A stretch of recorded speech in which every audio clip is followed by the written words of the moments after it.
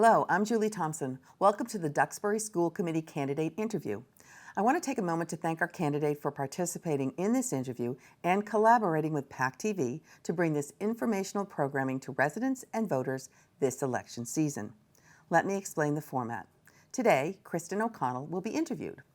The candidate will have 2 minutes to introduce herself, speak about her background, qualifications, and why she's running for office. I will then ask a series of questions related to the local issues in the schools. The candidate will be hearing the questions for the first time during this forum. The candidate will have 2 minutes to answer the questions. After the questions, the candidate will have 2 minutes for closing remarks. Let's get started with the opening statement. Kristen, you are going to have 2 minutes. Thanks, Julie. Hi, everybody. I'm Kristen O'Connell. I moved to Duxbury 7 years ago with my husband and 3 children. We picked Duxbury for the school systems, the community, and of course, the beach. My children are in 10th, 7th, and 4th grades. My younger 2 started in Chandler, so I've gone through all 4 of the schools here at Duxbury. 2 of my 3 kids are on IEPs. So I do have some experience with the struggles parents may have with children learning that have disabilities. I've been involved in the school as classroom parent. In addition, I'm now currently serving on the Duxbury Middle School Council. Professionally, I'm a physical therapist with over 20 years experience. I took the year off to help my children with the remote part of their learning environment. I've worked in inpatient, home care, and I've also worked in a school system for children with disabilities. I'm running for school committee this year because I think there's a great need for more transparency, communication, accountability, and teamwork. I feel that we need a more data-driven approach to making decisions. I feel this year the teachers, the administrators, and the parents worked really hard. We just didn't work hard together. So I want to provide a diverse, open-minded, collaborative environment so that the teachers, administrators, and parents can work together to really create magic for these children. I feel I am the best candidate for school committee because I have a vested interest in this school with my 3 children present. Professionally, I know the importance of teamwork, transparency, accountability, and data-driven decisions. I want to use what I know as a parent and physical therapist to help Duxbury achieve their mission, which is to provide each student with the opportunity to achieve personal and academic excellence. Thank you. Thank you. Okay, question 1. School districts constantly face budget constraints. Can you talk about the layoffs that have happened, and in what ways do you see the district moving forward or stagnating under such conditions? You will have 2 minutes. Go ahead.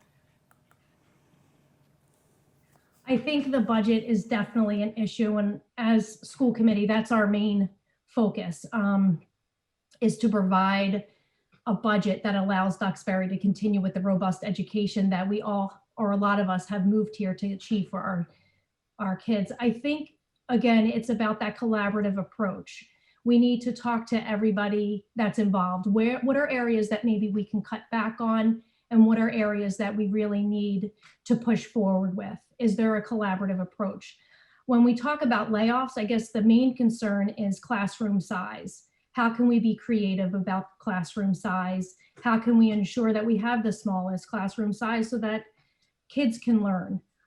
The other thing they talked about this year with layoffs was reading specialists. And I know that they were able to get most of the funding so those layoffs would not happen. I think our kids are going to really need support next year.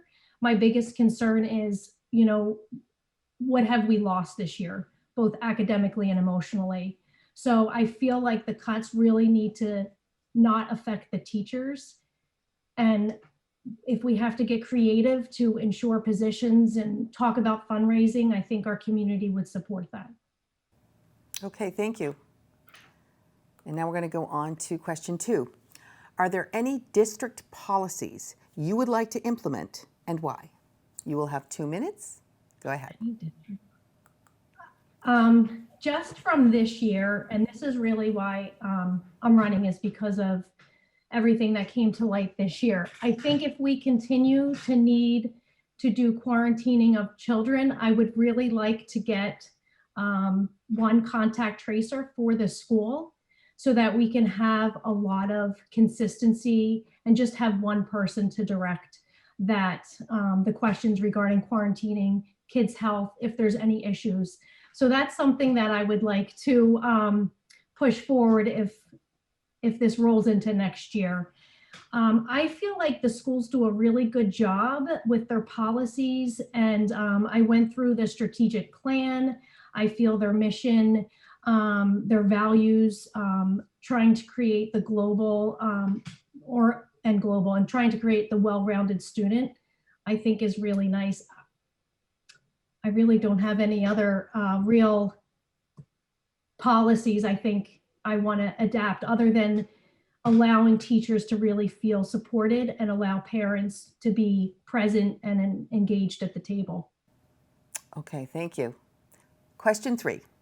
As we know, in the past 11 months, school districts have had to drastically change course due to the effects of COVID-19 on our communities and our society. What, if any, impact do you think the experiences of the past year will have on the school district's strategic plan moving forward? You have 2 minutes. Well, I think what a very positive thing that came out of this year was the use of technology to keep kids connected when they're at home. And I think going forward, they'll probably look at that a little bit more. I think it was a really good option for kids to learn at home. If they're sick, if they need an extended stay out, it would be great if they can implement that policy, allowing kids to remotely learn via Zoom. I think that is fantastic. The other thing I think that was a phenomenal approach or a phenomenal thing that came out of this year is the Zoom school committee meetings. Someone I was just talking to, they said that 8-10 people used to attend the in-person school committee meetings, getting hundreds of parents on these Zoom meetings. So I would love for that option to be continued, to allow parents to engage in school committee via Zoom. So I think those two will be the big changes. I also think the cleanliness. And I know there's been a lot less colds and strep throat and flus. And I think it has to do with the cleanliness in the schools and, cleaning desks and having hand sanitizer available. So maybe adapting more of those. So there are some positives that came out of this year. Okay, thank you. And now we're going to move on to closing remarks. You're going to have 2 minutes, and you may start right now. Thank you.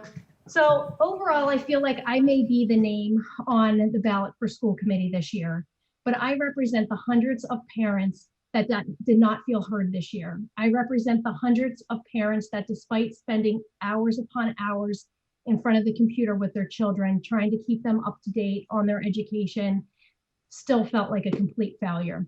I represent the hundreds of parents that are so concerned about the emotional and academic growth of their child and the toll that this year has taken on them. I not only represent the parents, but I want to represent the teachers. I want to represent the teachers who have worked harder this year than any other year to ensure their opinions are valued and heard and respected. Most importantly, I want to represent the children. As stated in the school committee's code of ethics, I will remember always that my first and greatest concern must be the educational welfare of the students attending public schools. This has been an unprecedented year, and I want to be part of the solution that helps our children recover and flourish. Please vote Kristen O'Connell on March 27th. Thank you. Thank you, Kristen, for participating in this interview. We wish you the best of luck throughout your campaign and in the election. For our viewers, thank you for joining us. If you're interested in watching replays of this interview, please visit our website, pactv.org/elections, for replay times and online viewing options, including PAC TV's on-demand and streaming services, PAC TV Prime. And please make your choices heard by voting in the town election on Saturday, March 27th. Thank you and good day.